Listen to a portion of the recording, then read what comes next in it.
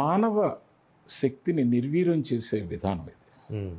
ఇప్పుడు మీకు ఒక మనిషి యొక్క రక్తం కానీ లేకపోతే మన బాడీలో ఉండే శక్తి కానీ వయసురీత్యా కొన్ని మార్పుల వల్ల ఎక్కువ తక్కువలు జరుగుతుంది. మనం తీసుకునే ఆహారం, వాతావరణం, కలుషితం, నీరు, ఆహారం, అలాగే నిద్ర, అన్నిటికంటే మించి ఇటువంటి ఇంటాక్సేషన్ కలిగే మత్తు పదార్థాలు అవి గనక ఎప్పుడైతే స్పూరియస్ అయినాయో మీకు శ్రమశక్తి తగ్గిపోతుంది మనిషిలో.